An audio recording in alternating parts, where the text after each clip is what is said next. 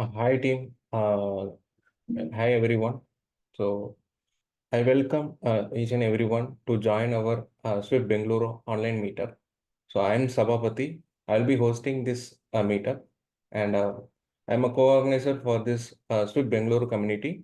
And we are all here to know more about the Swift development and iOS development, and to share the insights and also to learn from each other.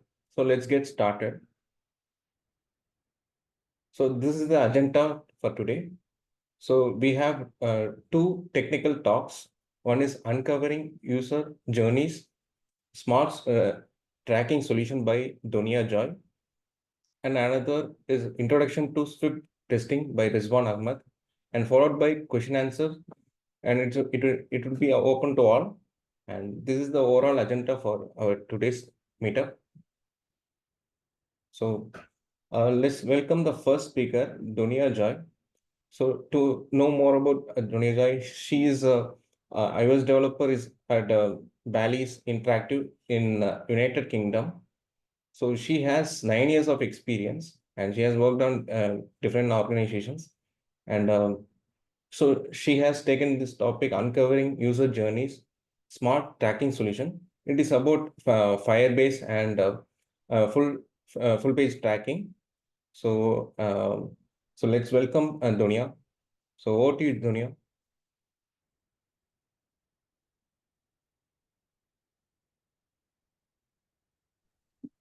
Hi everyone. Am I audible? Yes. Okay, yeah. Let me share my screen.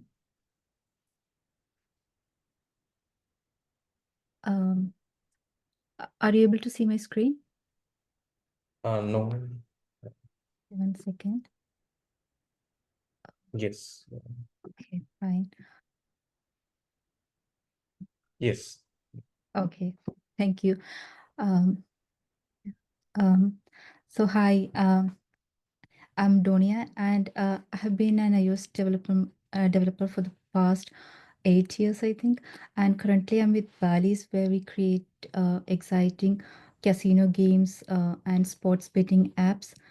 I'm also part of a Swiftcraft team, and we host conferences every year to share knowledge and to connect with other devs. And just few weeks ago, I had a chance to attend the Swift Leads conference, and where I met Pran, and I came to know that he's an active member of this Swift Bengaluru team, and we had a fun chat. So I came to know more about this Swift Bengaluru team. So anyway, thank you, Swift Bengaluru, for this opportunity. I'm really looking forward to connecting with all of you. Uh, yeah, all of you, and to share my insights. Okay, so I think let's get started. 1 second.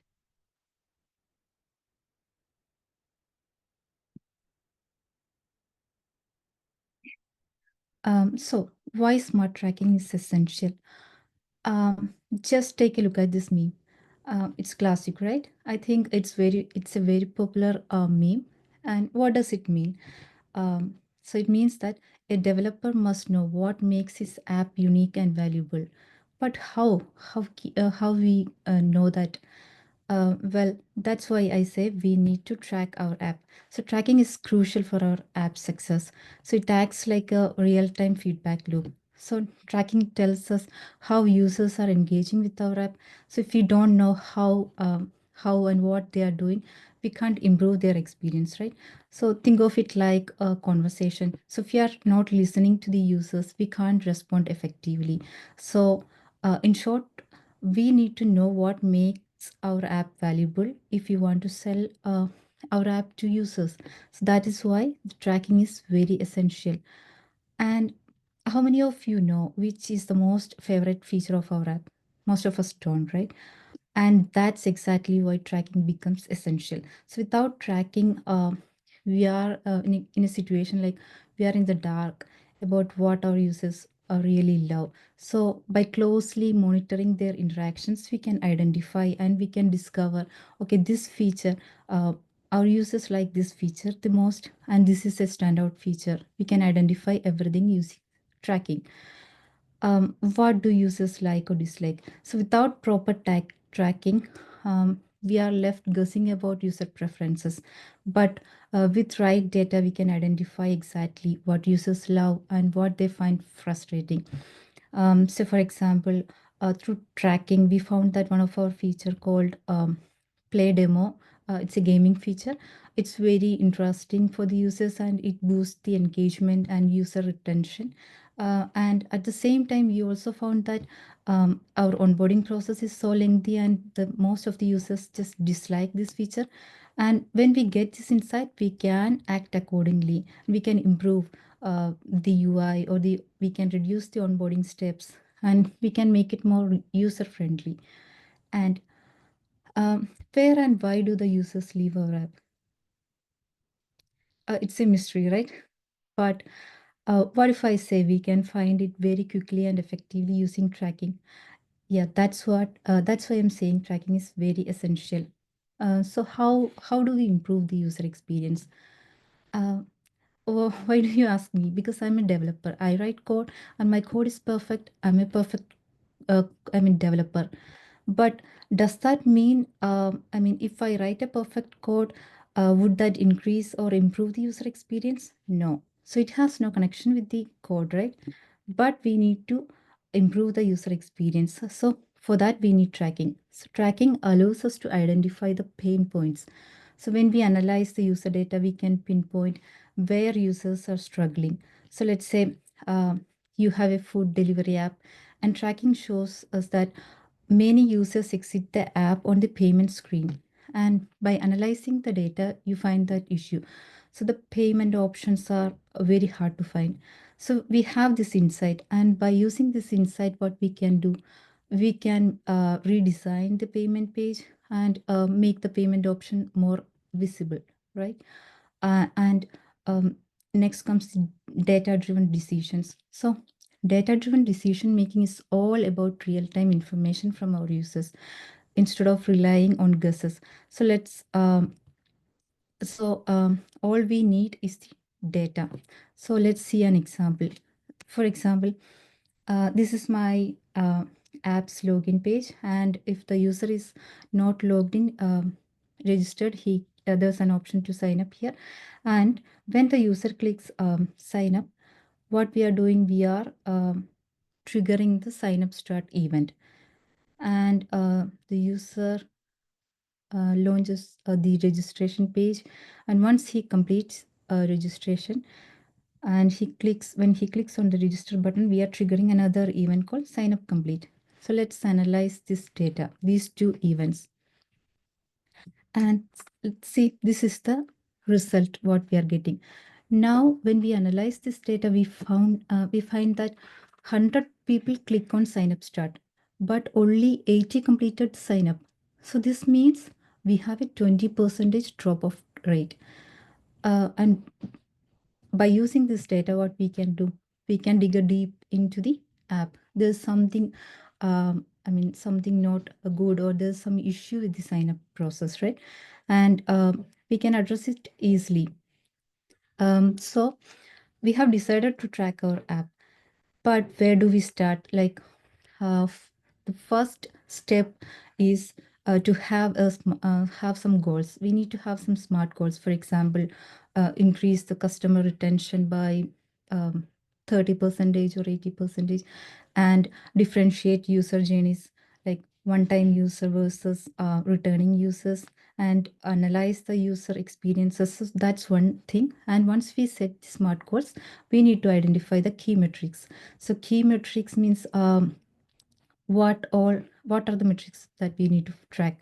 For example, active users on a daily basis or weekly basis, monthly basis, or the screen exit rates or drop off percentage. So these are some key metrics. And the most important thing is the team discussion. We need to discuss with the team what our users will like, or how to improve the user experience, what all features we need to track.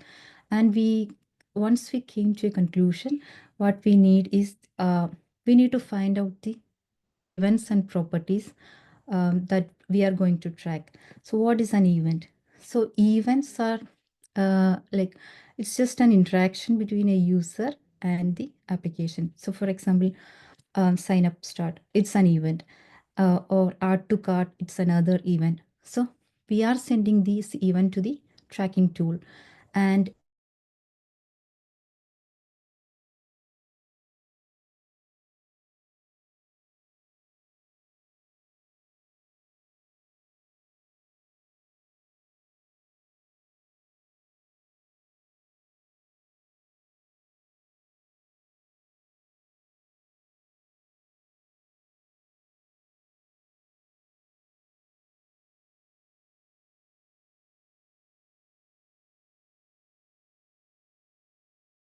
most of maybe 99.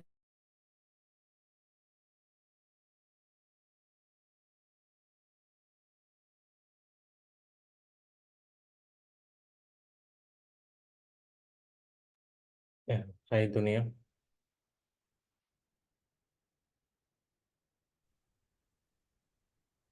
Um, Let me share my screen again. Yeah, no worries. Okay. Uh, is my screen visible? Yes, yes. Okay. So let me just I think some network issues there. I don't know. Okay. Yeah. So we all are using Firebase, right? So one of the key advantage of Firebase Analytics is that it has a data-driven architecture. So when we talk about data, the Firebase will retain the data for like up to 14 months. Um, and we can send 500 distinct event per app per user, and we can send 25 unique parameters with each event, and there's no limit on total events. For example, one of my user is clicking add to favorite 100 times, 1000 times, or maybe 10,000 times, the Firebase will log it. So there's no issue with that count, the event count. So the next step, we need to add Firebase to our app. So what we have to do, like, it's very simple. Like, we need to register the app, and for that we need the bundle ID, and we just add the bundle ID, download the Google Info plist, add it to the project, and we need to add the Firebase SDK. So I use SPM, Swift Package Manager. So just add this package with the URL which Firebase provides, and we are done. So it's very simple process. Just add the package. That's it. And the initialization code is far simple. Like, it's just 2 lines of code. We need to import the Firebase core, and in app delegate we can configure Firebase app.configure. That's it. It's very simple. Just 1 or 2 lines of codes. And if we want to track crash, or we need to get some crash reports, or we need to track some fatal or non-fatal errors, we have to send the debug symbol files. So for that, we need to add a new run script in build phases. So from Firebase, you will get this script, and just we need to paste it. And we are also sending some path, locations of the files, like the DSYM files location, and the info plist, Google service info plist location, and some executables to understand and to connect the Firebase with the app. So that is also essentially if we need Crashlytics. And the last 2 steps are very simple. Like, just go to build settings and just see if the DSYM is enabled. So mostly only dwarf will be enabled if we search for debug information format. So we need to select dwarf with DSYM. And if we need to see the debug view inside the Firebase console or in Xcode console, we need to add this argument in edit scheme. So FIR debug enabled, and if it's enabled, we can see the real-time data which is sent to the Firebase. So it's very simple. So now it's a matter of events. We just need to send the events, right?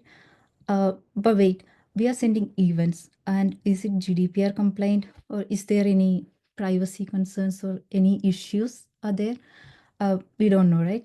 But I will say it is safe.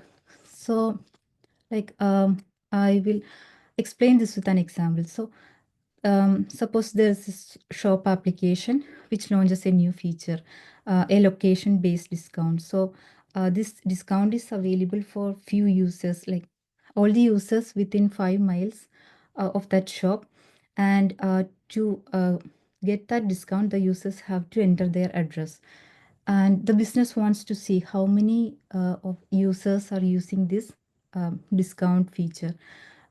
So what we do, we have the we have the address, right? And we can iterate through each address and we can find, okay, this address is within 5 miles. And that way we can find the users. But the address is GDPR sensitive data. We can't track it easily. I mean, we need to go through special handling, and we need some need to have some special requirements to satisfy this GDPR complaint, and we can't process this sensitive data, right? But there's an easy way. Like whenever the user click on redeem this discount button, we can send an event, just discount redeemed or anything, any event name. We are just passing an event name, and the Firebase will give us the data. Okay, these many users have triggered this event. It's very simple. Like we don't have to iterate to the address. We don't need the address at all. But still we got the numbers of users. So it's very simple. And let's go through the Firebase dashboard. So as we can see here, there are lots of data, number of active users per day, per week, per month, and few events are there. So all the statistics, everything is here in the dashboard. And when we go to the events, we can see lots of events, and the count, the percentage which is increased or decreased, the number of users, and we can mark some events as like key events. But there's one thing to be noted is that the events will not get updated immediately. So even if we send an event from the app, it will take few hours or sometimes one day to update inside the events. But as developers, we have an option here, like the debug view. Here we will get the real-time events and we can analyze it there. So when I show the demo, I'll show that. And this is one of the most important feature, the audience. So Firebase allows us to define an audience by setting a few conditions based on the events. So as we can see here, I have created an events. I have created an audience using 2 events. So I am going to include users when they trigger add to cart event, and I'm going to exclude users when they trigger purchase. So it's just to know which all users are abandoning the cart, who all are not purchasing the product. So I'm getting the data here. So 984 users has triggered the add to cart event, but only 59 users has made the purchase. So I can get a clear um, data of users. So it's a very useful feature, and we can see the real time data also. So I'll just show a small demo.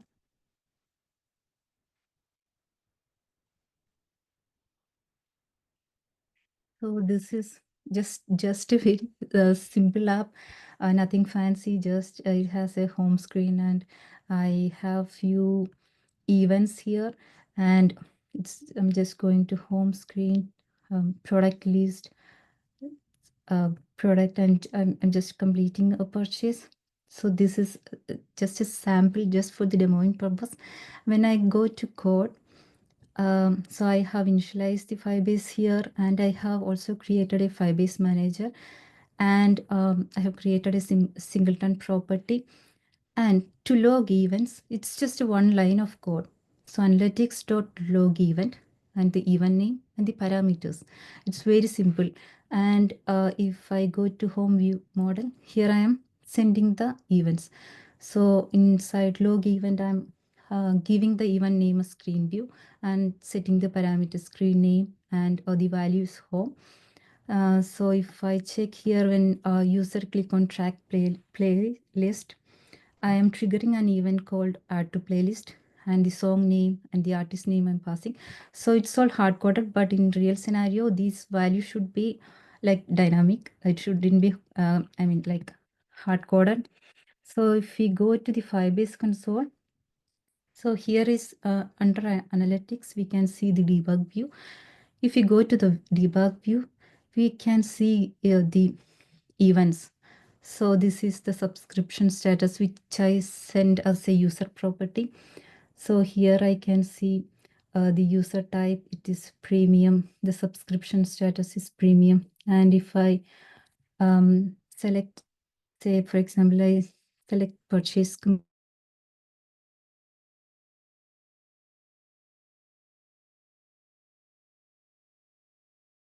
product name is playlist.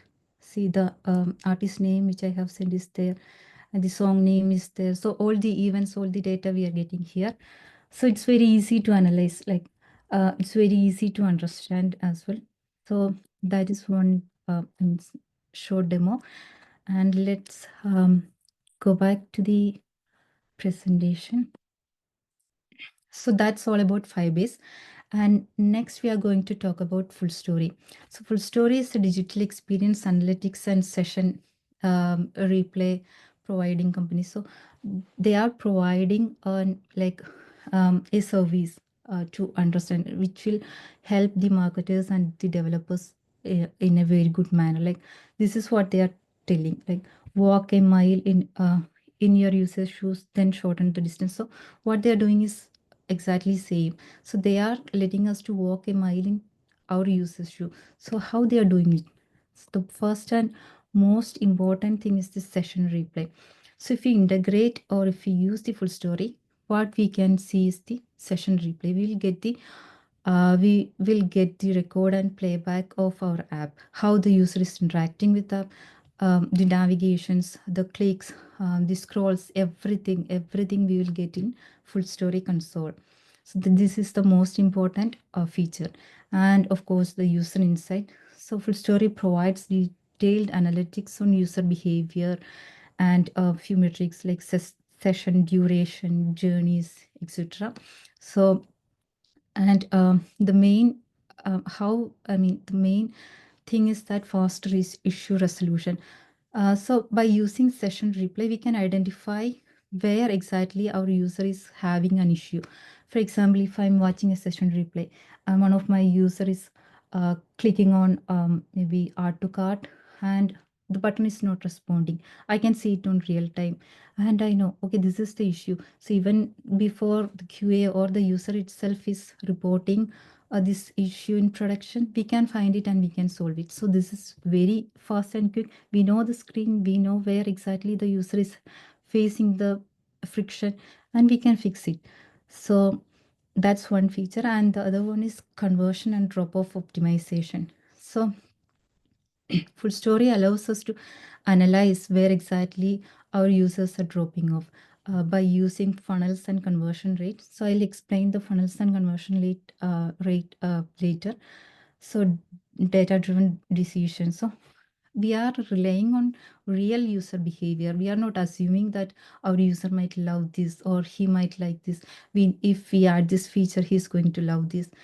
We are not going to assume anything. So we are getting the real time data and we know. So one of our user is just, okay, he launched the app, he's going to the home screen and he tap on one game. And when he start to play that game, he doesn't like it. He just simply quit the app or he just uninstalled the app. And we can see that in real time. And we understand, oh my God, there's some issue with that game. And we can try to add uh, some more good games or something more impressive um, than the other games. So we can improve it. So that's how the Full Story works. And adding the Full Story SDK is just similar to the Firebase, and I think it's way better than easy. Like we don't have to create or register our app. So all we need to do is that we will get the URL. So I'm using SPM here again. So you can use CocoaPods or you can manually drag and drop. Anything is fine. So using SPM, we just need to add the URL and we can add the package. So only thing we need to worry is this plugin properties. So we need to go to the info plist and we need to add a key called full story, and we need to add a org ID key, and the value, the org ID value should be there. In when we register our app with the full story, we'll get the org ID in the home URL, and we just need to paste that here. And for Swift UI, if you want to track the track using full story, we need to enable this full story UI enabled. The boolean value should be yes, and we need to provide the selector version as well. And for UI kit, we don't need to provide it. We don't need to bother anything.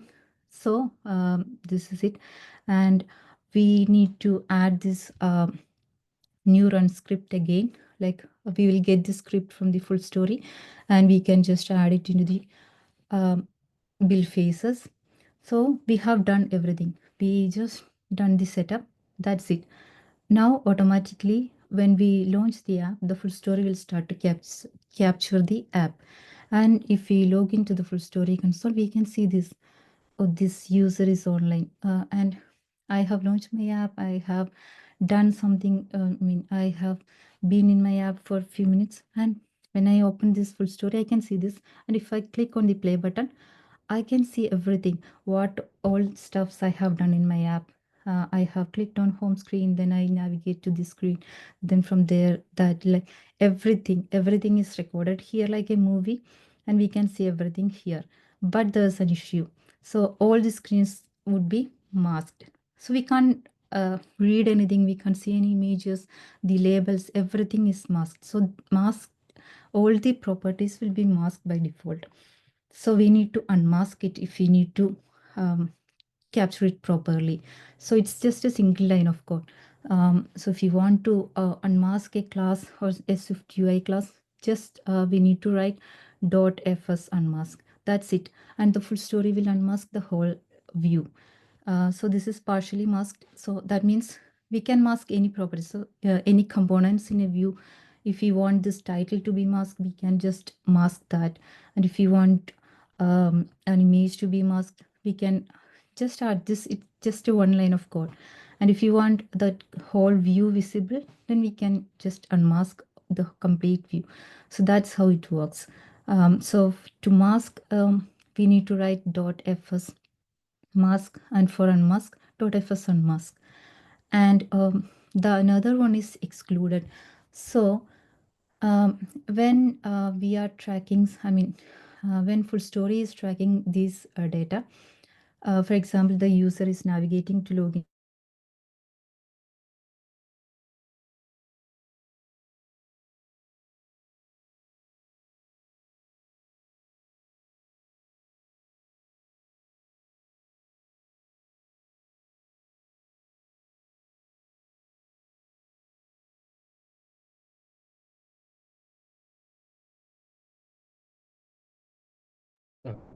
I think we lost Dunia.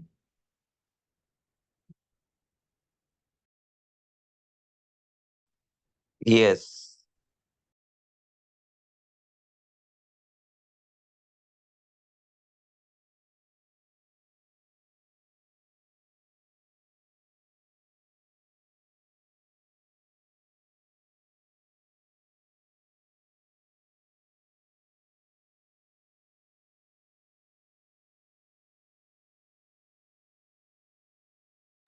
Yeah, she's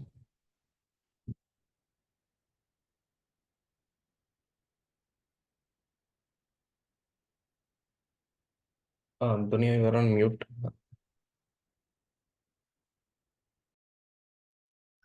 Sorry, am I audible? Hello? Yes, Dunia.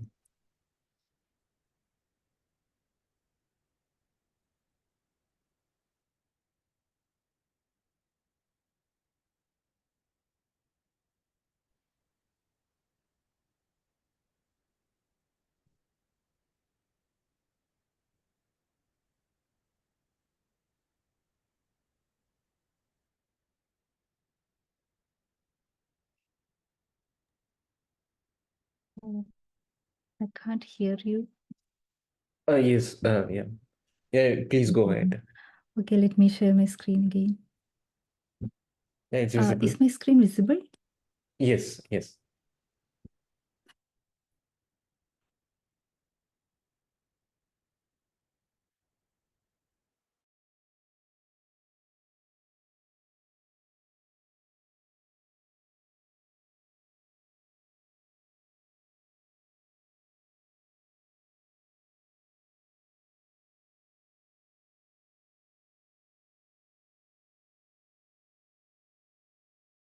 Just wait for a few minutes. Due to some network connection, she's unable to continue. Just a minute.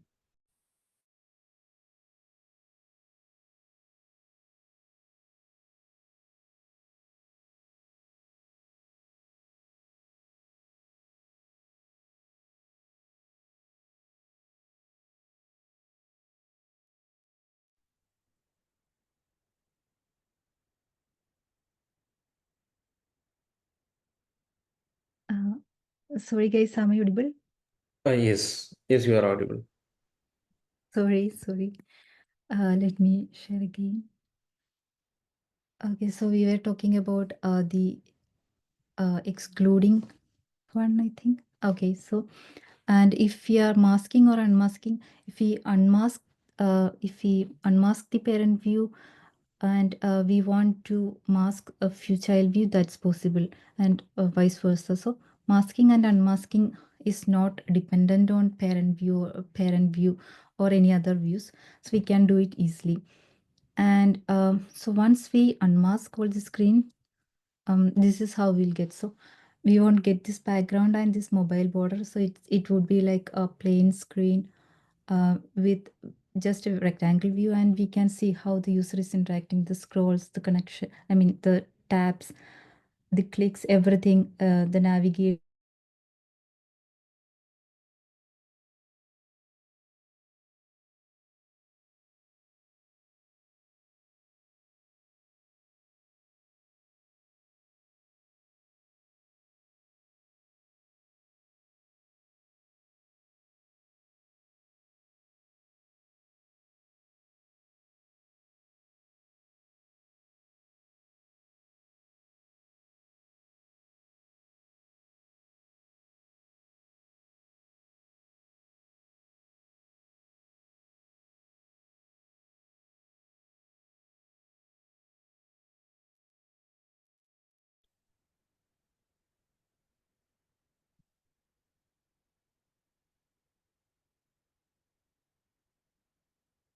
So um, we can send we can send events to the full story. So here I'm sending 3 events: visited checkout page, purchase, clicked purchase, and complete payment. So using these 3 events, I'm creating a funnel, and the full story will analyze it. So from visited checkout page to clicked purchase, the click purchase page, we can see only few users are converted. And from click purchase page to payment page, only few users are converted. So based on this rate, it will create a conversion rate, and we will get the drop off session. So we can clearly see that 3.8K users have visited the checkout page, but only 2.3K has made it to the purchase page, and only 1K has completed the payment. And we will get the all the analysis, and also we will get the session playlist, so we can see. So these are the users who has experienced and they have failed to convert from one page to another. And if we go through the session play, if you play that, we can exactly find, okay, at this point the user has experienced this issue, that's why he has dropped off. So we can easily fix that issue. So that's the benefit of full story. So I can't demo full story due to some privacy issues. So um, that's issue, and it's very simple. I hope you guys have understand it. And the key takeaways. So we are just developers. Do we need to track our app? Is it essential, or do the marketing or other teams will do that? I would say we will have to do this, because I mean, like I said before, we can debug. It will take some time, but we can easily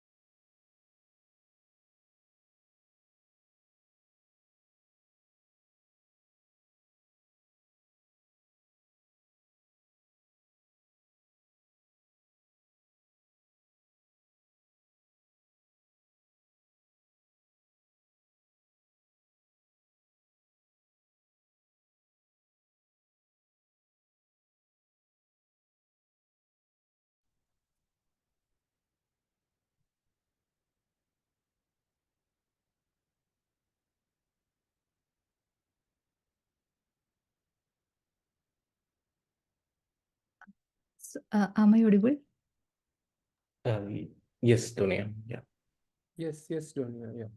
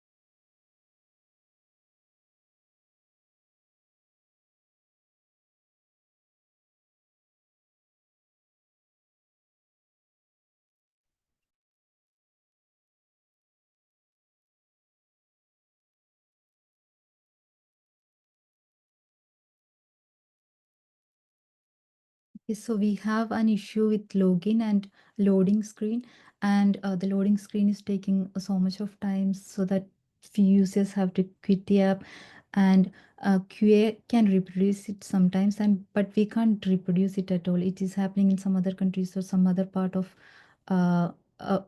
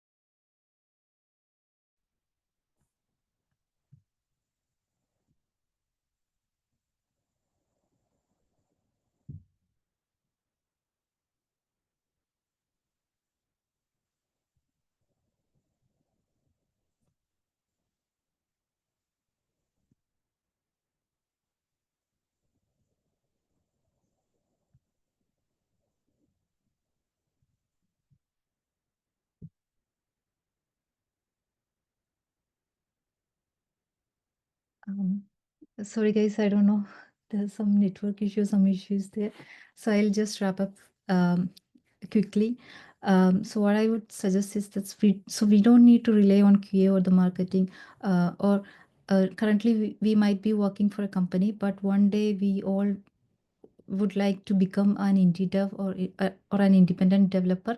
So in that time, we must need these tracking tools, and we must have to rely on this. So I would recommend everyone to use this tracking effectively, and we can improve the user experience and user retention rate. We can drastically improve. Um, yeah, so that's I'm going to wrap up because I don't know, some issues there with my network or something is there. So feel free to connect with me on LinkedIn. Yeah, and that's all. Thank you. Yeah. Now the forum is open for queries. You can raise your queries directly or just post it in the chat. Dunia will be answering those queries.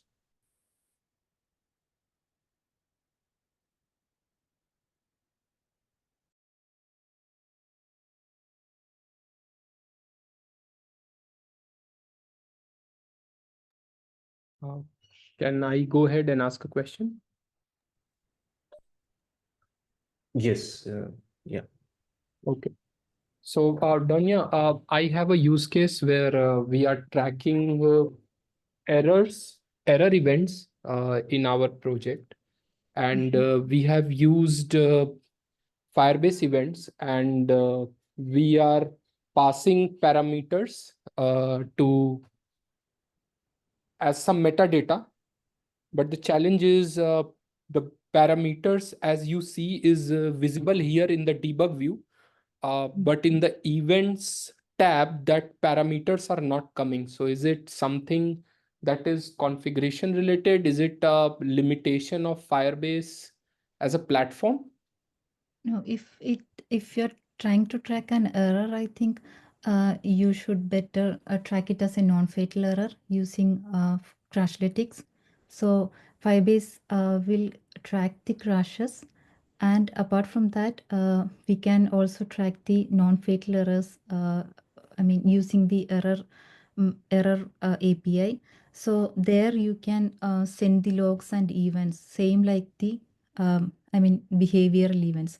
So since it's related to error, I would suggest to use the other one, like send it as a fatal error. Sorry, non-fatal error, so that we will get the report as a crash report, and we can see we will get the breadcrumbs and everything, like what all things we will get for the crash report. We'll get everything for the non-fatal error as well. So you Oh, can pass all the parameters there. I mean, whatever parameters you want, you can send it.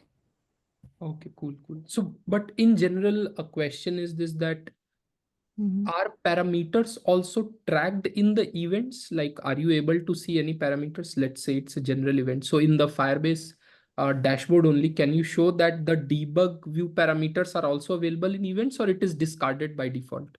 So is this a feature or? Uh, you, are you asking about the uh, okay, general events, right?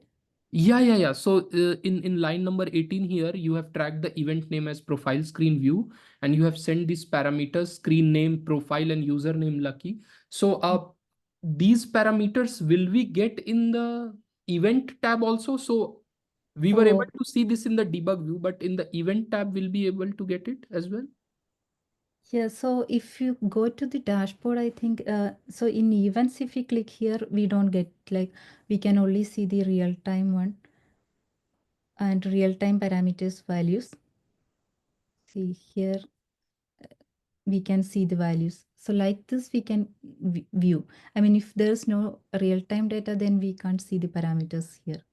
Ah, Only, okay, yeah, okay. that's So only for real time traffic we have parameters, not for past events. yes, yes. Okay, cool. Yeah, thank you. Thank you. That's it from my Yeah, side. hi Jai, this is Shiv Prakash. So to add on that Kishore question only, right? Whenever user will see it that debug mode that events in the dashboard, are you able to see it that parameters? I seen it in one project that user attributes like the user parameters are not displaying there in that debug mode. Is it need to enable it any configuration for that one, or it's by default it will be visible there? No, no. If we want to see the parameters in the debug, like I said before, we need to enable. 1 second, I'll show that. So in edit scheme, Yeah, in the uh, configuration from the Xcode, whatever you have said it, all the points it got covered already. So even though they are unable to see it in the debug mode in the dashboard in that Firebase. So is yes, it need to enable it any configuration in that dashboard, or it's there is no, some issue in that one? don't need to do anything. So only we need to do that argument. We need to pass that argument. And in Firebase, I mean, in Xcode console also, we can see the events. So if you can see the event here, then it should come in the debug view on the Firebase as well. So it's like a real time. Sometimes it will take some time to load, but definitely it will come. Okay, fine. And just to want to know it, is it this Firebase events, right? It's all free of cost, or how it is this one? Yeah, Firebase is free, of course, but Full Story is not free. We need to subscribe. I mean, there are different plans available. Okay, fine. Um, Dunia, Ratnesh Jain has posted a message. So he raised a query. Do Firebase methods whistling work without UA application delegate adapter if we use SwiftUI init method? Can you uh, can you answer this?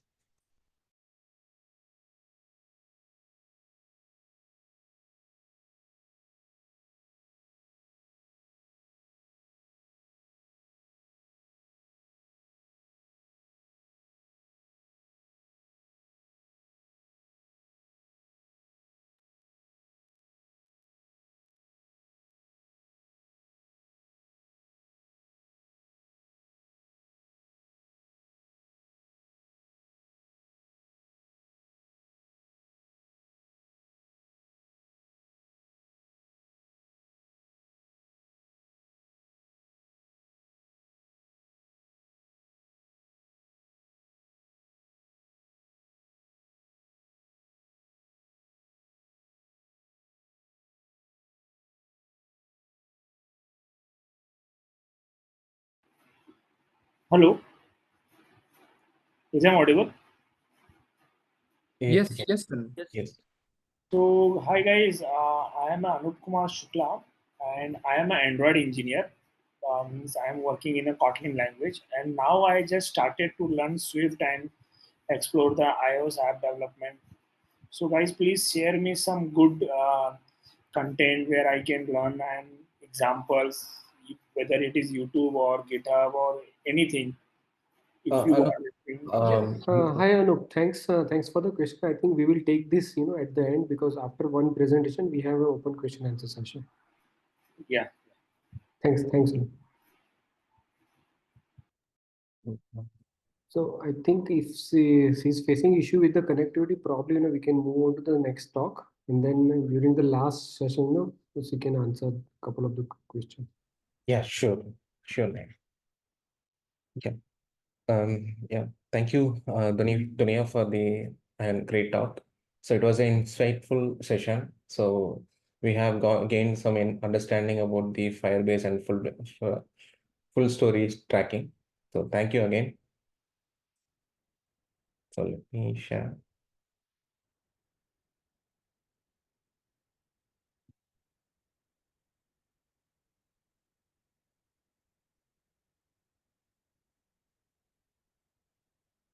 Before moving on to the second talk, I would like to request each and everyone to get ready for the snap. So after this session, we will be taking a snap together.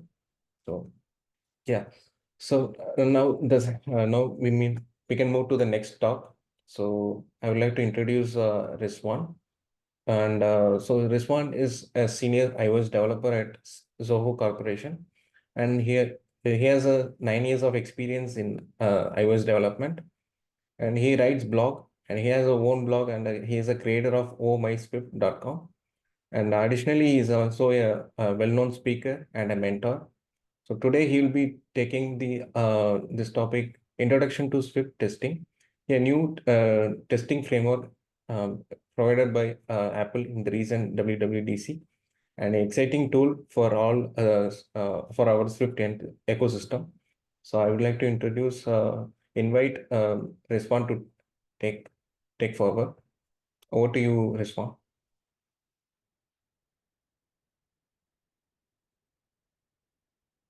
Rizwan, you are speaking on mute. Yeah, thank you, thank you. Thank you, Sababati. Am I audible now? Yes. Oh, okay. Is my audio clear? Like there is no disturbance, right? Yeah. No disturbance. Yeah, you can go. All right. First of all, thank you so much everyone for turning up for the meetup. Thank you, Sababati, for giving a chance to me to speak in Swift Bengaluru. I've been following Swift Bengaluru for a past couple of months, I would say. I didn't know about Swift Bengaluru, but I saw in LinkedIn and I was like, oh, that's really nice. People are doing it for the Swift community. We are doing it in Chennai in another name, in Swift Bengaluru. And then I saw Swift Ahmedabad. It's really great to have a community, all over India. So thank you so much. And thanks, Donia, for the amazing talk. It was really insightful. The full story, I did not know about full story. Thank you very much. I will explore that. So it looks pretty interesting. Yeah, the privacy things are there, but yes, we as developers, we have to give it a shot. So I'll definitely, try it out. So yeah, coming to my session will be Swift testing. I'm going to share my screen now. Just a second.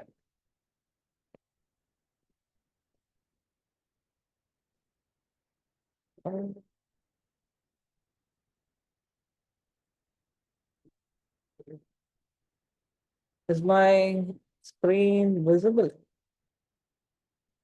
Yes. Yes. Yes. My screen is visible, right? No problems. Yeah. No worries. Yeah. Brave browser should be. All right.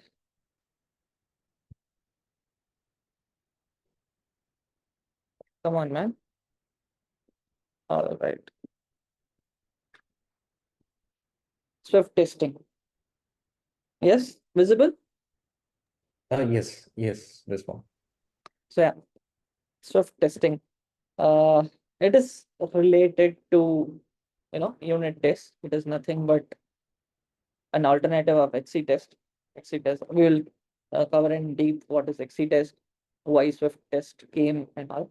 So when I talked about Swift testing to my team, they were like, "This test, what test?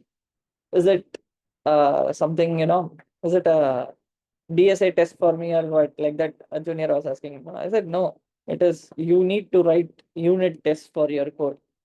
Some people do not write unit tests. I understand the deadlines, the pressure, everything will be there. But yes, try to write unit test, even if it is a single test. Okay. Even if you are able to write only one unit test, okay, take it up as a challenge and try to write one single unit test. And slowly, you can increment. I gave the same advice to my junior developers as well. So they came from another, company, and they did not know what unit test was. This was their exact reaction. So yeah. So I want you folks to uh, scan this QR code, please.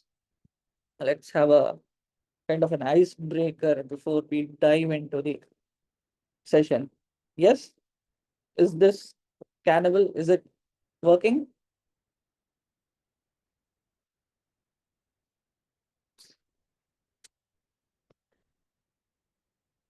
Can you scan it? Yes, yeah, it's working. Okay.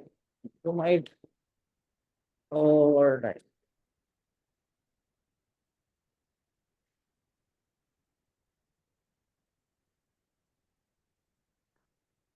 Okay. So the first question was, do you write test cases? 60% say yes, 43%. Oh, all right. Come on, guys. Give your votes. No. Okay. 50-50. Very nice. I'm really happy to see people are writing unit tests.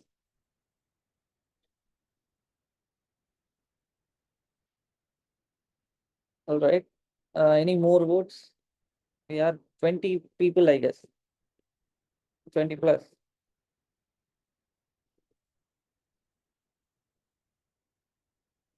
All right. Come on. No, 64% no. Oh no. Come on, guys. Let's write unit test. 42%.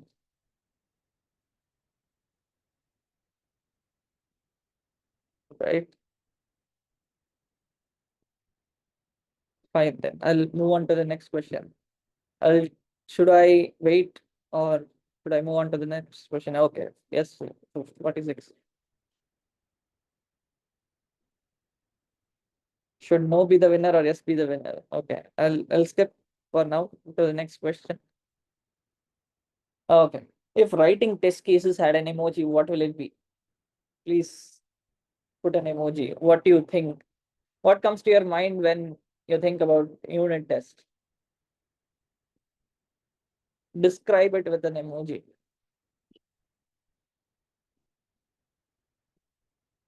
Come on, guys.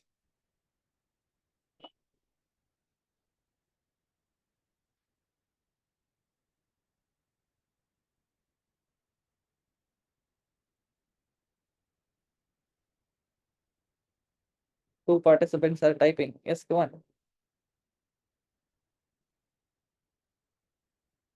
All right. Is it not working or what?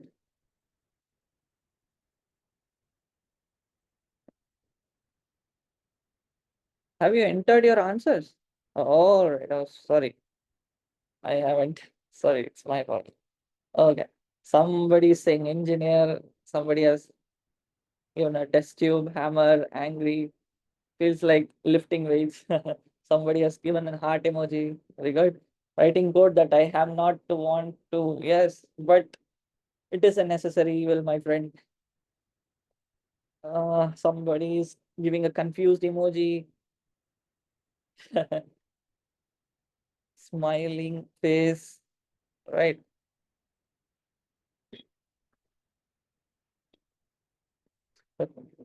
All right.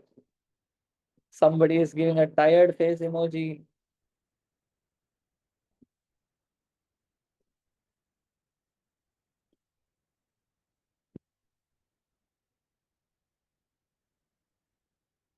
Somebody is giving a mask emoji. All right.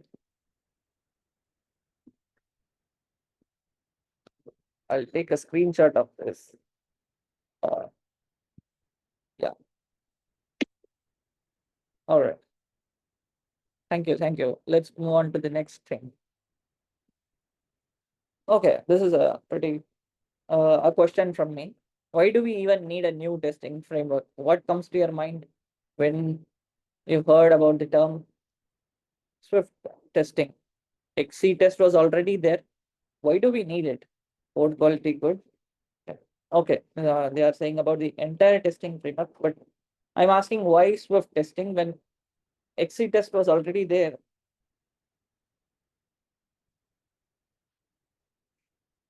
I don't understand why. Okay, I don't know. Maybe new features released in Swift.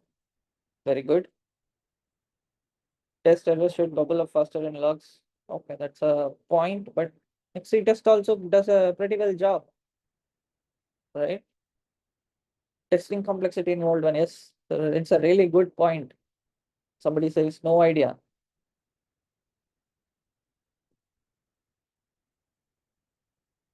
Modern packs, async await parameters, features.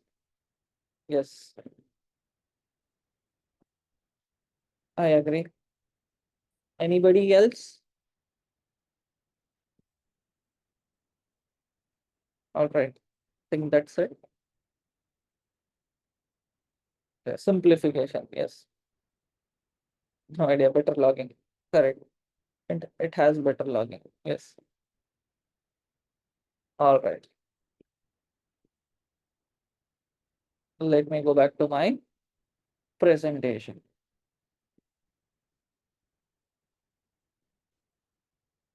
You must have heard about test-driven development. Yes. So basically, test-driven development is nothing but you first write your test cases and then structure your code. It is like, you know, sending cars in half-built bridge and seeing if they fall off the bridge or not, where they are falling off. Okay, they are falling off at this point. Okay, build the bridge, extend this bridge, extend this bridge, extend this bridge, like that. It's a top-down approach. Okay, it may not and it may not be applicable to other platforms, but for software development, it is a very good technique, I would say. It is a bit difficult to get started, but once you get a hold of it, then nobody can stop you. It is really, really a good development approach, I would say. All right. Okay. So basically, it is nothing but you start writing a test. It will fail, obviously. Write the code to make the test pass. Again, test it. See if it passes or fails. If it fails, again modify your code to make the test case pass, and again do repeat it. If it fails, sorry, if it passes, then stop. Okay. And also there are so many n number of test cases which you can think about and you can write. Yes. All right. So what will we be seeing in this session is C test versus Swift testing, then learning to write a test case using Swift testing, assertions, suites, and then parameterization. Yeah, I know it is a bit, I'm packing so many things in this, but I'll try to keep it simple. It is really simple, trust me, really simple than XC test. Quick question, how many of you have tried, you know, Swift testing framework before? Can you put a thumbs up emoji in that this thing, in that poll? I think that poll is open. Can you put a thumbs up emoji in this poll? All right, you can just put a emoji in Zoom itself. If not,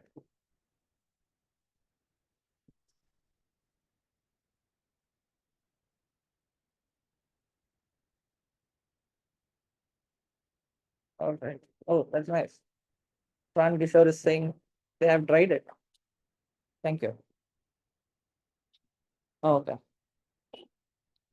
So I'm not added the XC test versus Swift testing slide here, but I will tell you what it is. XC test was introduced way back, like it is like 14, 15 years. I'm coding, I'm doing iOS development for the past 10 years now. So from that time, it was all XC test and XC UI test. For UI testing, it was XC UI testing. Now things have changed a lot. If you can see this pattern, first it was completion handlers, and then things came to combine framework, yes, and then async await. And then if you see database, it was core data, now it is Swift data. And the OG transformation, Objective-C to Swift transformation. Again, UI kit to Swift UI transformation. So similarly, they have transitioned so many things. Similarly, they are transitioning this also, this as well. XC test versus Swift and XC test to Swift testing. Swift needed a independent testing framework on its own, right? Because Swift is used in so many places apart from iOS, developing iOS applications. It is used in server sides as well. Even though the adoption may be small, but it is used in server side as well. Okay. So the XC test was a bit hard to get started with. It was a learning curve, I would say, from my personal experience. And it had so many restrictions. Your method names should start with the keyword test, or else it will not be considered as a test case. There are so many things. Yes. And then you have to set it up, you have to tear it down. There were so many things. I just need to get started with Swift testing, and why should I spend so much time learning the framework was the question.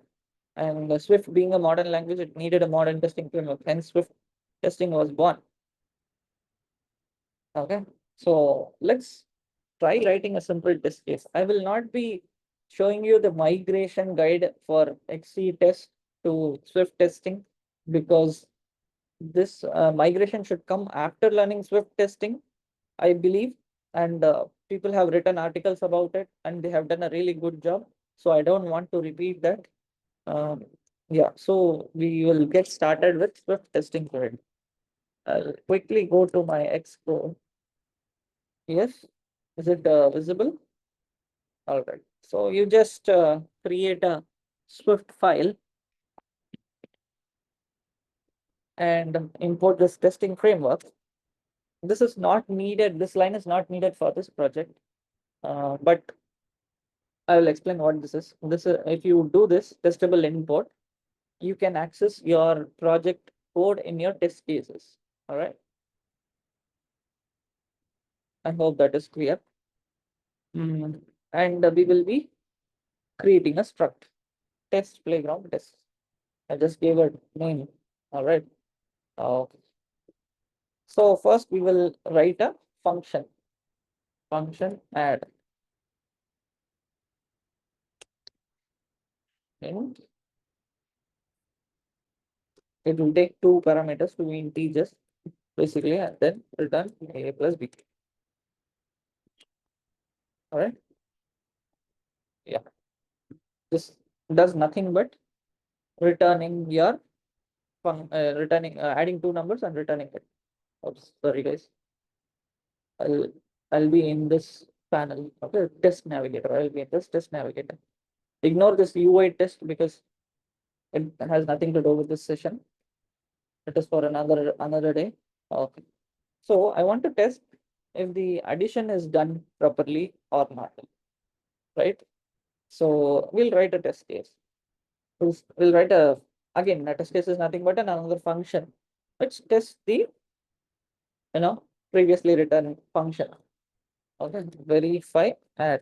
See, I have not started with the test keyword. Nothing wrong with giving it, but it is not mandatory. If it was XC test, it has to be given. Okay, I'm going to verify add. Let result equal to add 1 plus 2. We all know 1 plus 2 is 3, but still we are writing a test case. This is the hard part. We know the answers would be obvious, but still you have to write the test case because code doesn't lie, right? Humans may lie, but code doesn't lie. So that's the concept. And if you have to assert the result, there were so many variables. I will quickly show you. There were so many variables involved. If it was true, you have to use XCT assert true. If it was false, like this. Okay. In Swift testing, everything has been replaced by a single keyword called as expect. It is nothing but a macro. Swift testing framework made use of macros. Okay. I hope you are you know about macros. Yes. So the answer is here. You just have to use expect. What should I expect? Result equal to 3. Right? But again, this is a test case, as I said.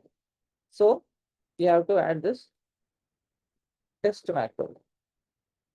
That's it.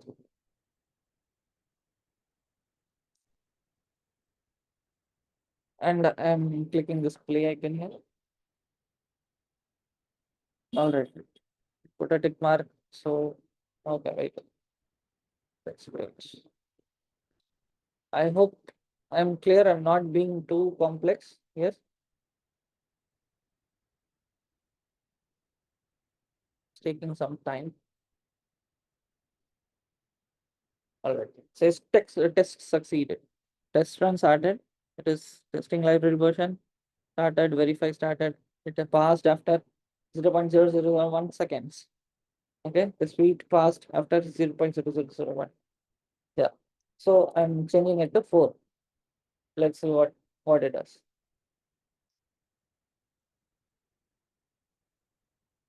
It failed. Obviously, it failed. If you see XC test, it will also throw similar error as assertion failed, and it will not say further what happened, right? But the beauty with Swift testing framework is if you click on this and if you say show, it will give an insight one step further. It is saying the result should be 3, but we have got 4. Hence, I failed. That's a pretty useful thing, right? All right. I hope I was clear with it.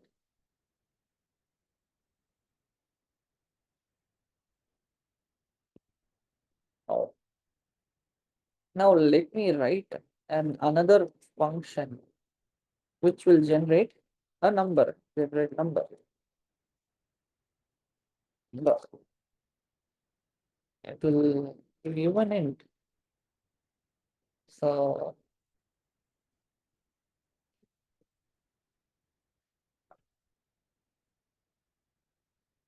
okay. It will this function is nothing but it will generate a number, random number, which will be in between 1 to 99. Okay, 1 to 100 outside. Yes. Okay. So we will verify. Okay, 1 to 100 is a very large thing. 1 to 10 is what's that? Let's write test case for this. Again, I'm starting with Xcode completion. Right. I want to use it right now. Okay. Verify number generation. Okay. So it is a test case. Now what I will say, let number equal to generate numbers. And I will say hash expect number not equal to 0. Obviously, my number shouldn't be 0. As expect number, it should be lesser than 10. Okay, expect number. Okay, I'm saying shouldn't be 0 and it should be lesser than 10, right? So let's run this.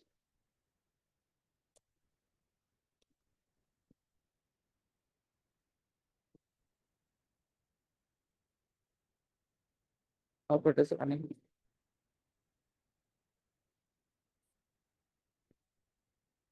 All right, test succeeded because the number which has been generated is falls within the limits.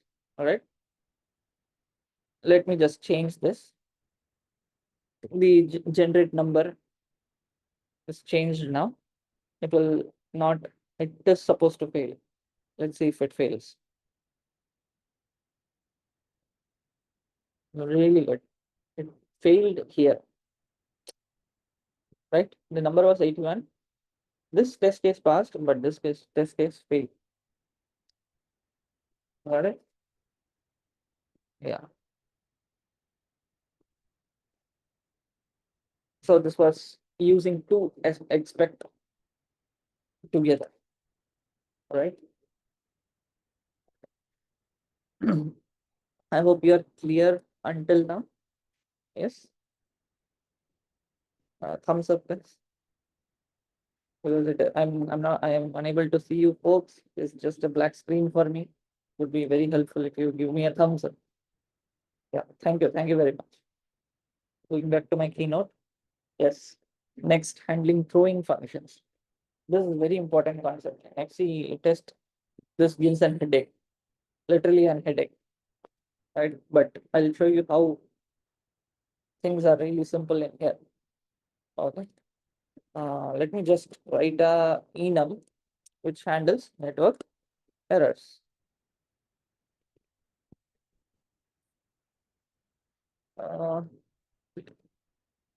Invalid token and no response. Okay.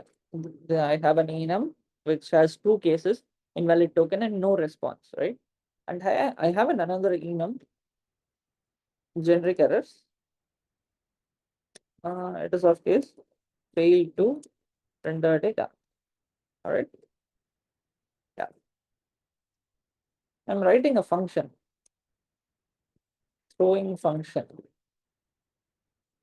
Okay. Return, oh sorry, throws.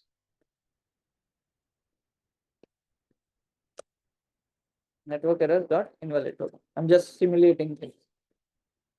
Okay. There is a function, assume that it is making an API call, this, that, and it is throwing an invalid token error. We have to test this. How will we test it? Again, we'll write a test case. I mean, test macro. I'm writing test throwing function. All right. So the same expect. Okay. Hash expect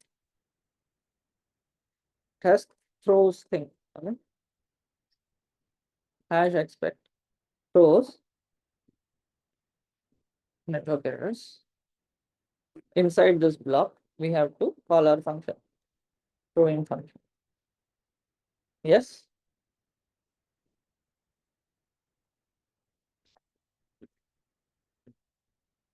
Just to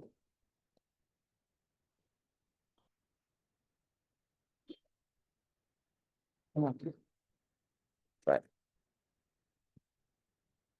Oh, good.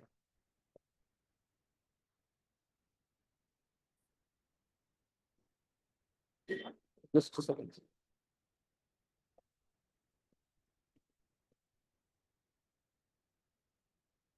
Okay, that's a mistake. I have to put self here.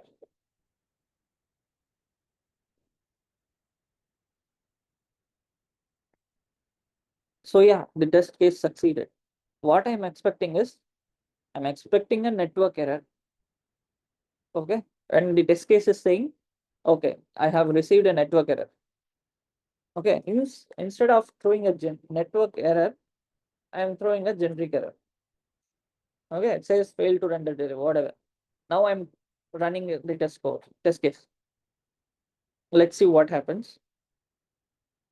Failed because it's saying instead of throwing a network error, I was expecting a network error, but I got a generic error. Obviously, that test case is a failure, right? All right. I hope This was clear. Another thumbs up, please. All right. Thank you, Arun Kumar. Thank you, Sabapati. And other folks, if this was, because I have to move on to the next. You can take some time to observe this, think through it. I'm just testing a throwing function, nothing else. Yeah, thank you. All right.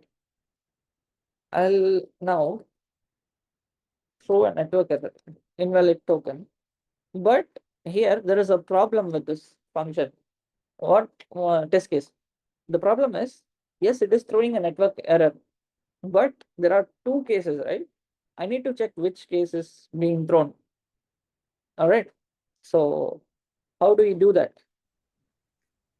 Basically, what we do is, yeah, we remove this.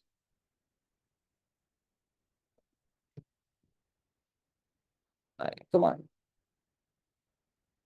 Fire throwing function throws and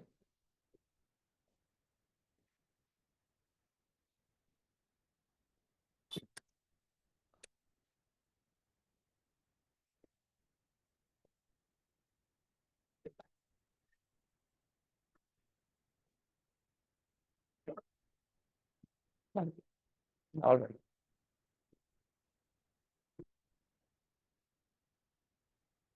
Error as network error. Else it is expecting a boolean. Okay, return error. Return.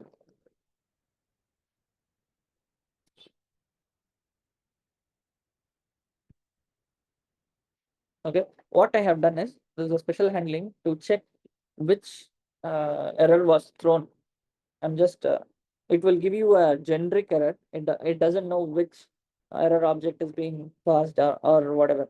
So it will give you a generic error. You have to typecast it to your needs and you have to check it. I'm not using any expect here because I have already used an expect there. So this will be false. This will be true if the error case was invalid token. The test case passed because it was an invalid token error. But what if the throwing function was passing no response?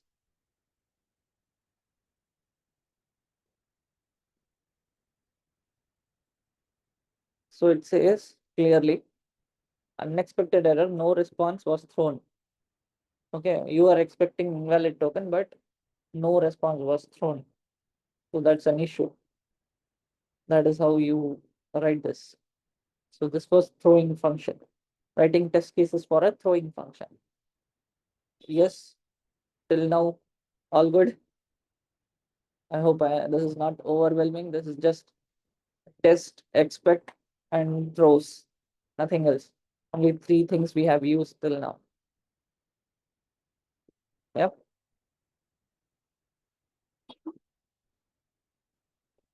All right.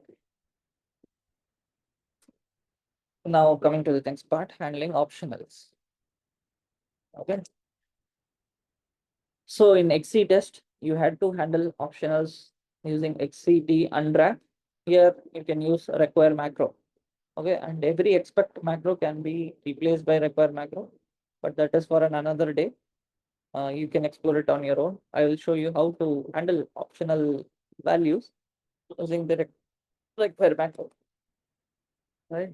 Coming back to export, you write a function returns a number, returns a number. It returns an optional number. I'm returning nil. I'm writing a test case. So your mindset should change. Whenever you are writing a function, you should write your test case. Then only you will be able to write it. Okay. Verify optionals. All right. Good. Hash require that number equal to returns a number.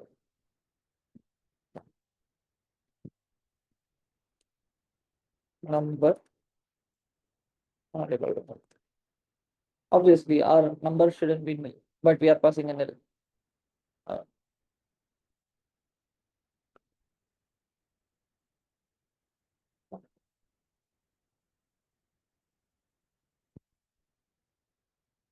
This is important. You have to handle with throws and try.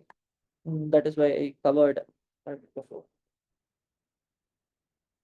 Why you are using try here is because you never know whether you will get an optional or not, right? So it says expectation failed. We have got a nil. Okay. Now if I return a number,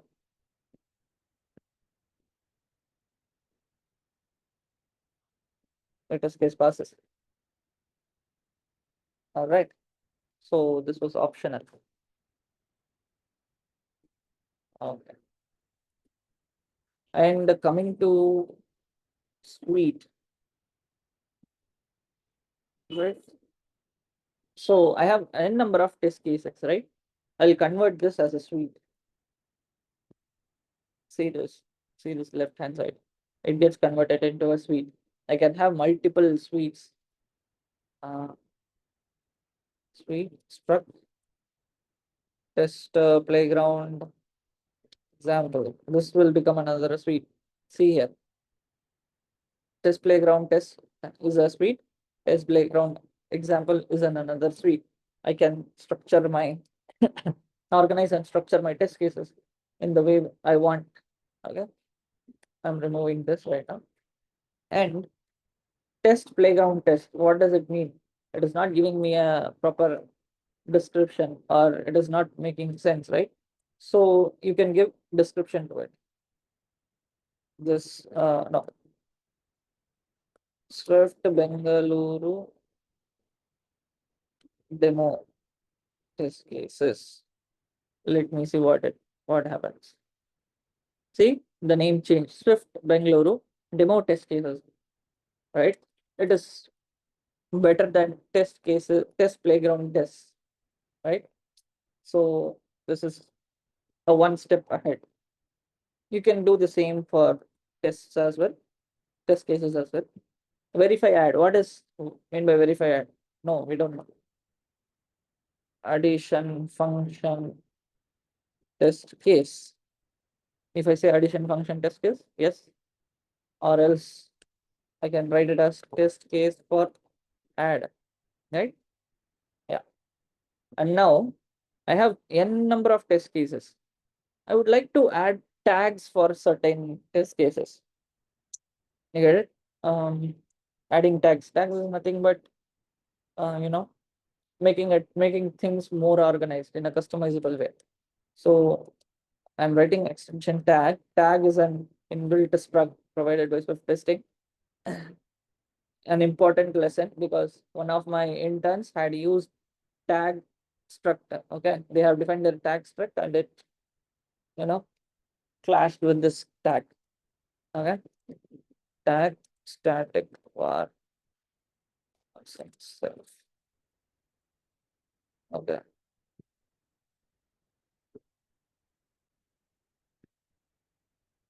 So add whatever, it's up to you. And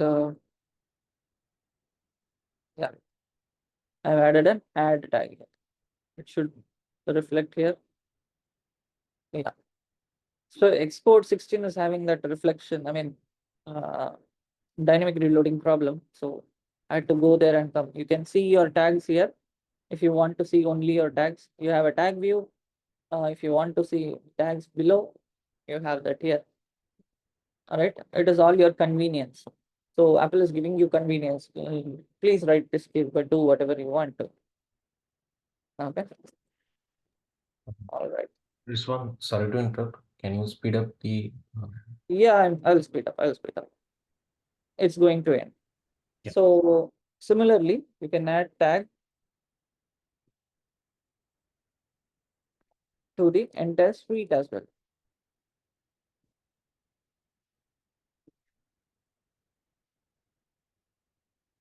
So yeah, Swift Bengaluru entire tag has come, right? And you can see the entire thing here. And one more thing I would like to end with is There are so many test cases. When you run the entire suite, the entire test cases will run. But there will be some special cases where you may not require certain test cases to be ignored or to be excluded, right? So you have this thing disabled. If I say disabled, this will get disabled. Okay. If I say enabled, it will get enabled. But I have to add conditions. By default, it is enabled. Yeah, so disabled is disabled. All right. I hope it was. We saw about Swift, suites, traits, and there are so many traits available. Bug is also there. Tags is there. Enabled, disabled, and if you want to restrict it according to the OS, you can also do that. Time limit. If this test case, you know, process these many seconds, you can just do that also, and then serialize. By default, the test cases run in execute in a parallel fashion. If you want it to be serialized, you can put at suite serialized. It will run in a serialized manner. All right. And testing asynchronous code is is a topic for another day, another session. So yeah, I hope it was useful for you folks. Sorry. So I just wanted to end with this. Test-driven development isn't something that comes naturally. It is a discipline. It takes years of practice. So start from now. You will definitely do a great job. So yeah, you can follow me here by scanning this QR code. I'll share this. Thank you.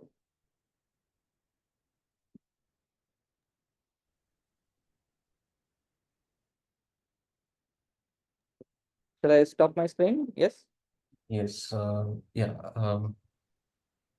now forum is open for the queries. Yeah, you can raise your queries in the chat and this one can able to answer this. Sure. I'm just now seeing the Yeah, chat. Azad Syed has posted a query. How is it different from FDD? What is FDD like? Feature driven development. I say it's a discipline. You have to master. You have to find what works for you and what doesn't work for you. I know in feature driven development there will be a lot of bugs as well.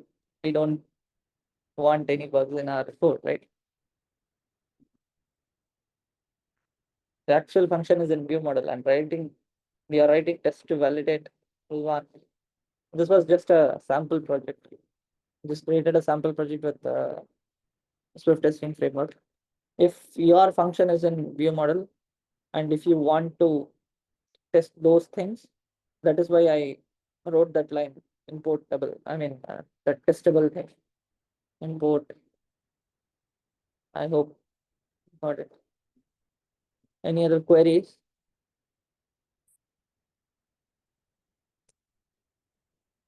I think I bored people.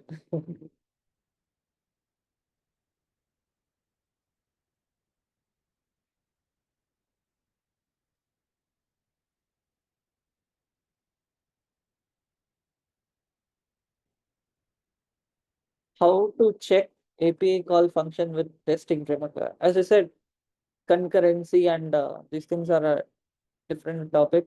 I will share the resources with you. First, get started with these things. Get familiar with the framework and Xcode. I will share that.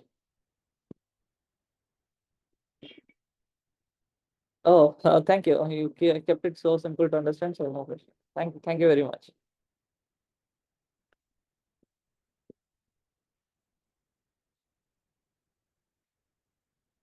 It would be wonderful if you folks give me a feedback about this. Um, please write your feedback to me so that I can improve my talk and I can chatter better. And yeah, please try to speak as well from the audience. The next sessions they were doing so Bangalore is doing a great job. Thank you, Subramanian. I really wish to attend Swift Bengaluru in person. I really wish this month it was in Bangalore, because I travel between Delhi and Chennai. My office is in both the places, so I have to travel between both the branches. So let me know, I'll be there. Okay, 16th November in Bengaluru. Yes. All right. I'll try to attend definitely. Maybe next time we'll participate. Thanks. All right. So I think that's it. Yeah. If you have still any question, you can raise the query via LinkedIn. You can connect with him. I think one more question. Subramaniam has How to asked. get started with unit test, XC or Swift? What is the suggestion? I would suggest you to start with Swift testing for unit test. Unfortunately, for UI testing, we are still stuck with XC UI test. So get started with Swift testing. It is really easy, and it will be difficult for 10 days. It's just like any other skill which you develop. It will be definitely easy for 10 days. And then after 10 days, you'll get used to it. Your brain will get tuned to it. Okay. You can try it with your sample projects. Okay. I'm not sure if you will be able to do it with your office ones, but yeah. Is UI testing included? No, it is not included. That is why we have XC UI test, which is dedicated for UI testing. I hope they come up with something for Swift UI, I guess.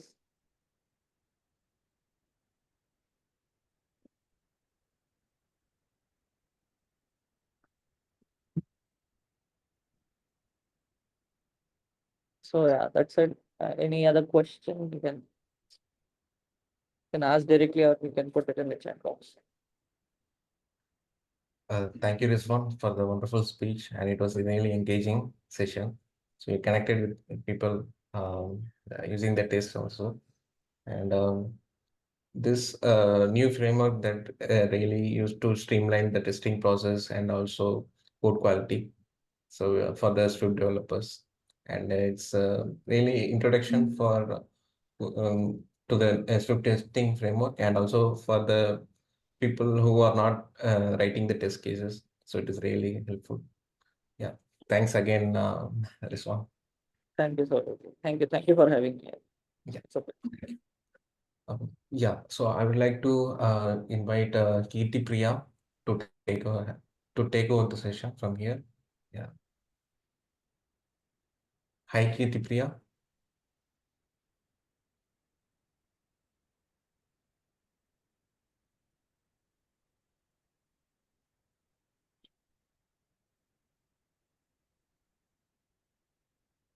We are not able to hear you.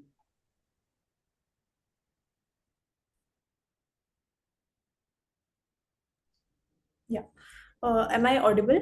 Can you please confirm that? Yes. Yes. Okay. Okay. Yeah. Sorry for that. Yeah. Thanks, Rizwan, for the wonderful session, and thanks for making it more interactive. So,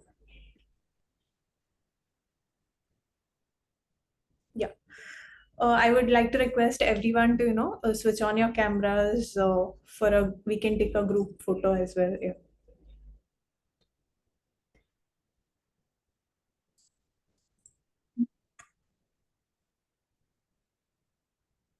Yeah. Sabapati, I think you can share the screen and the gallery mode so that it would be good to take a picture.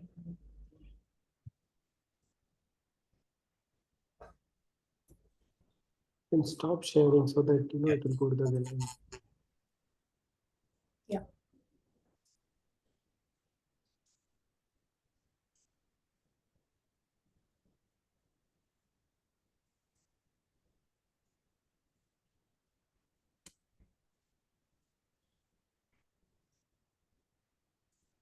I think we're good to go. I'll quickly click you.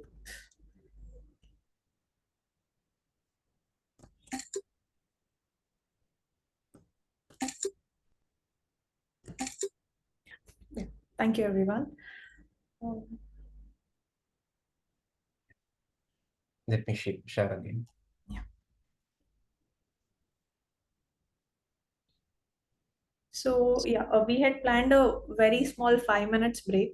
I would like to get suggestions from everyone. So would you like to have a break of 5 minutes, or we can quickly continue with our Q&A session?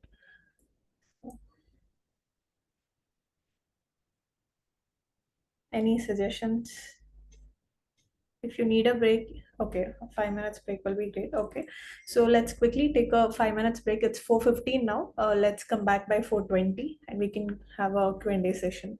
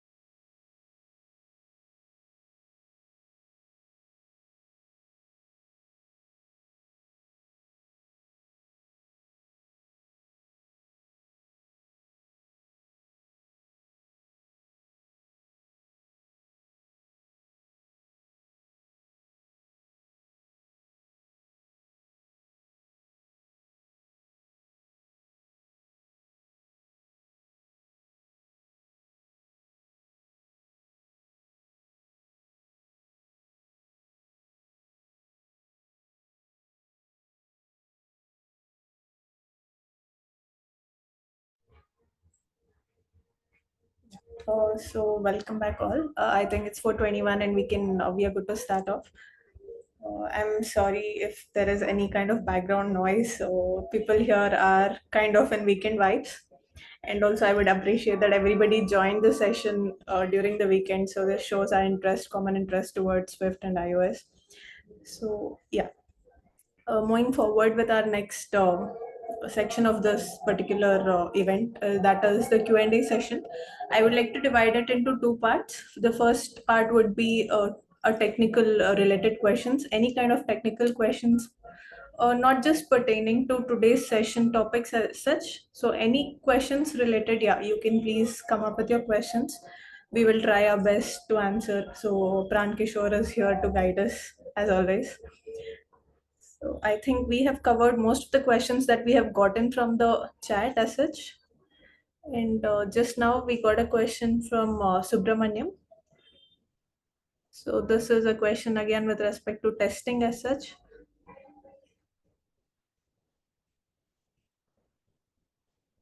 Okay, he says in my current project, test cases have been written using XC test and XCUI test. I need to write additional test cases.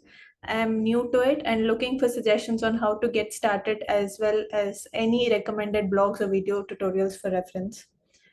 So, any suggestions on this question? Shall I speak? Oh, yes, please. Yeah. Okay, cool. So yeah, Subramaniam, your question, if I understood it right, that you are already writing unit tests for XC test and XCUI test, and you need to write additional test cases. That's really great. Uh, so to get started, I have generally followed mostly Ravender Lynch, which is now Codeco.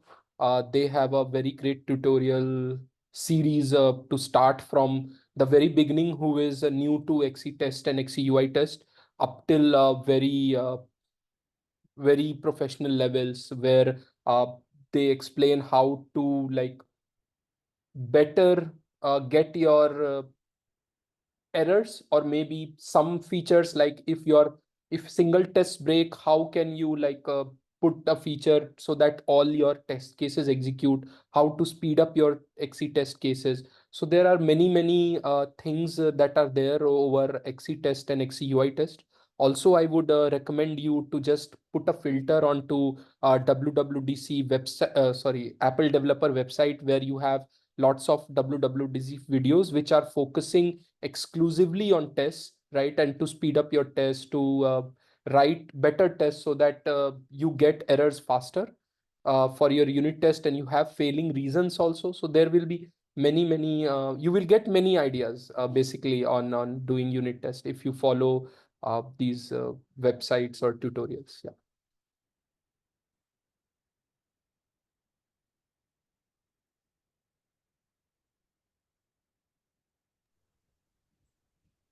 Yeah. Thanks, Pran Kishore. Subramaniam, I think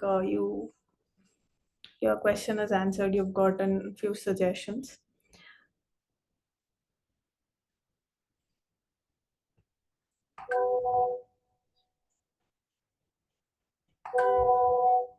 Okay. Yeah. So, any other questions from anyone?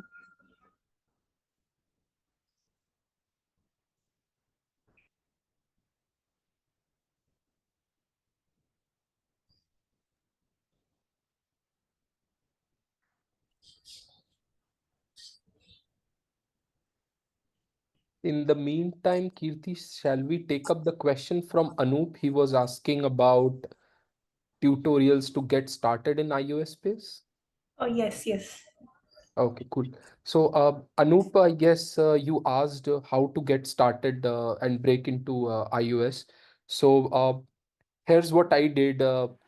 In 2013, I started with the Stanford University course, which they are doing. It's an open source course. They are running tutorials as a semester paper, right? And they start from the very basics of iOS, and they move up till you build your app. So that was one of my lessons. And next, I already shared with the XC tests also that Codeco or Ravender Lynch is a very good or a high quality resource. And yeah, nowadays we have Paul Hudson, who is running Swift and 100 Days of Swift UI. Those are also good resources that I can recommend. And yes, Apple also is hosting lots of tutorials and do it yourself sessions with on their developer website, Apple developer website. So you can also refer the Apple developer website as well. Like for Swift UI, they have a very good step-by-step tutorials to work your way through Swift UI. Yeah. Uh, what you say that Stanford Sorry. University, and then Paul Yeah, Hagnity. Stanford University is Stanford University course. I guess it's CS 193P. Mhm. I will type that in chat, no worries. And one is Codeco or Ravender Lynch. The second one is I guess everyone is saying this one. Paul Hudson. He's doing a lots of courses on Swift UI, like 100 Days of Swift UI. His videos are there also on YouTube. You can also refer it anytime. Yeah, so depends on your learning material, right? If you find YouTube video a great learning way, then you can go for videos. If you find books, then you have Codeco and many other authors who are working with books. Yeah. Yeah, thank you. I will follow everything, and I will start by this week also.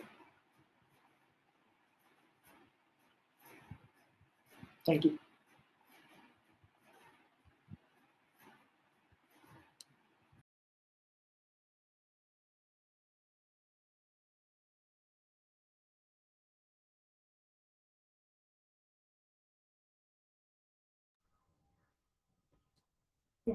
Thanks, Kishore, for the answer. And I'm sorry, I actually missed that question from the chat.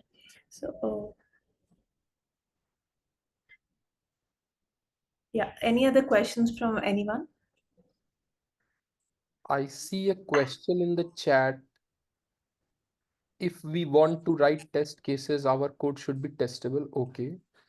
In order to write testable code, you should know design patterns and architectural patterns.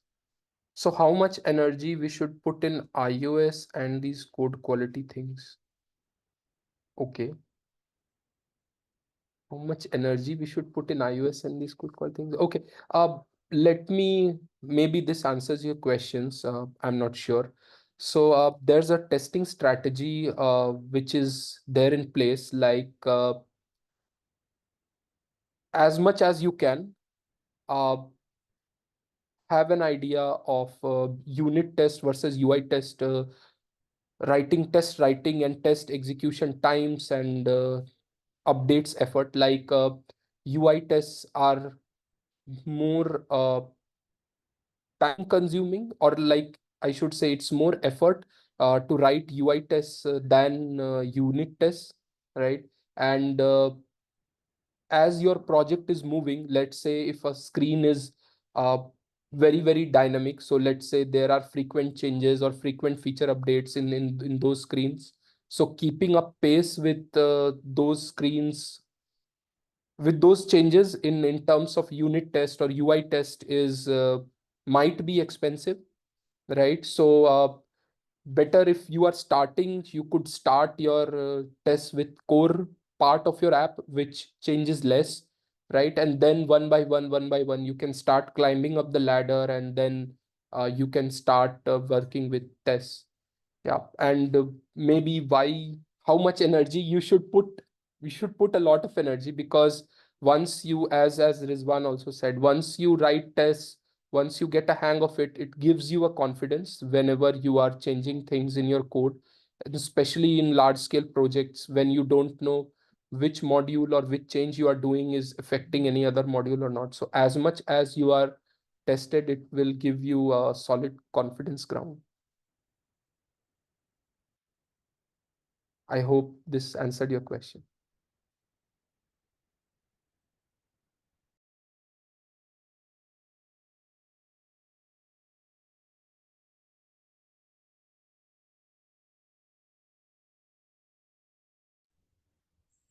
Yeah. So we have another question from Azad. He says, I'm trying to find iOS native only roles. It's really hard, especially here in India. I'm finding mostly Flutter and RN roles. Any suggestions for finding such internship or job for this? Would appreciate if Swift Bangalore takes active part in helping out like job board, etc. And please share WhatsApp group, iMessage group for Swift Bangalore. Okay. Uh, how should I put this? I have got lots of messages recently over LinkedIn and other messaging platforms that people are trying it fine. It's not only you, Asad, who is trying to find an iOS native job. So yes, uh, job availability has not been very high as it has been compared to in the past. But yeah, rest assured, there are openings. There are few openings, but there are openings. You have to be really top at your game to close an opportunity. And this is also right now very dynamic, right? So on one application, typically HR has hundreds of resumes, or at least 10 to 15 interviews pipelined, as I know from some friends who have been hiring in their organization, right? So yeah, it is not very easy right now, but it's not a negative situation. And I guess Nayan already shared a chat group where you can join. And yeah.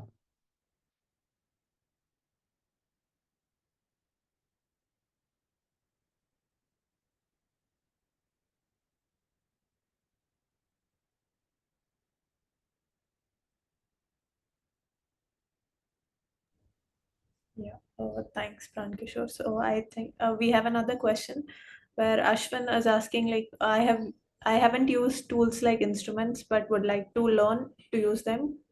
Could you advise how to get started and suggest resources? Wow, that's very heartwarming to see a question on instruments. That's one of my favorite parts and very close to me. And if yeah, I love to see that. So instruments, if you are passionate for instruments, there are few tutorials on instruments. So if you if you go to Codeco or Ray Vendor Lynch, you will have it for time profiling, and you would have it for memory leaks. And probably if you are looking for other instruments like network profiling or disk read writes, and if you want to improve your performance for networks and many other things, then your only resource right now is, I guess, WWDC videos only. So head on to developer.apple.com. They are posting videos every WWDC on toolings and instruments. And ideally you should have loads of things in your hand. But if you can narrow down your question to a particular topic which you are looking to refine with help of instruments, like do you want to particularly do on disk operations, or is your battery draining out, or do you want to just filter out your network requests just to check you're not making network requests more than you need. So yeah, if you just filter that out, because right now you have loads of instruments in Xcode, then I will be able to answer a bit more like precisely. Yeah.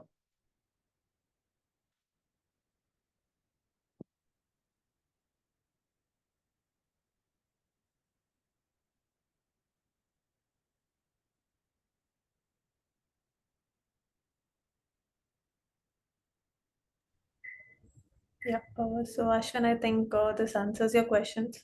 Any other questions from your end, Ashwin?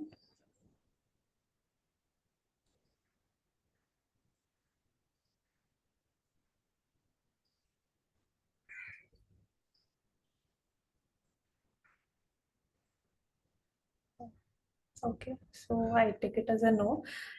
And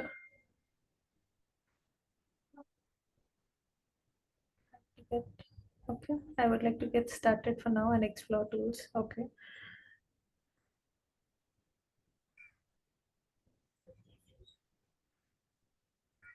Yeah. So any other questions from anyone?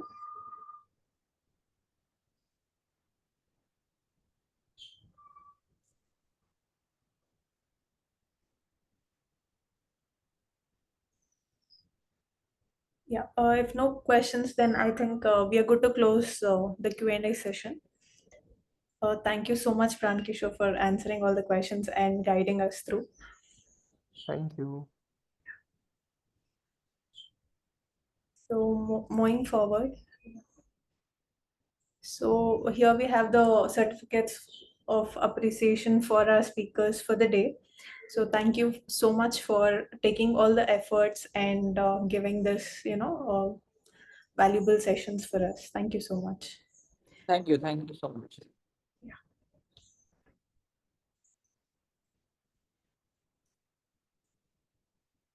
So I think due to some network issues, we had a few issues during the session, and as of now, I don't see Donia in the session. So yeah, I would like to thank her as well, and also Rizwan, thank you for the wonderful and interactive session. So yes, I think you can share the other certificate, Sabapati. There's another tab, yeah. About yes. Sorry, I actually Yeah. So this one is for Rizwan for being a speaker for this event. Thank you so much. Thank you. Thanks. thank you.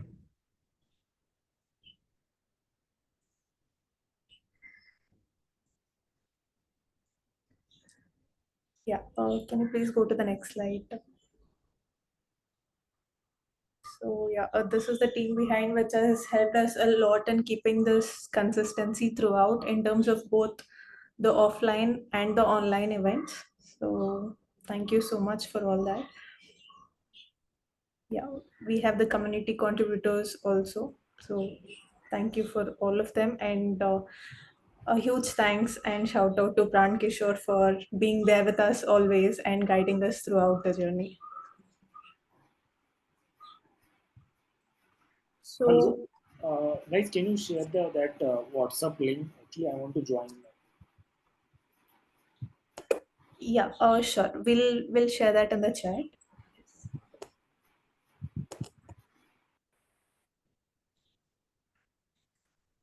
So here's a few announcements. Anybody who's interested in volunteering for such Swift Bangalore events, you can please reach out. So here are a few opportunities which you can take up as volunteers. So you can quickly just go through the list here.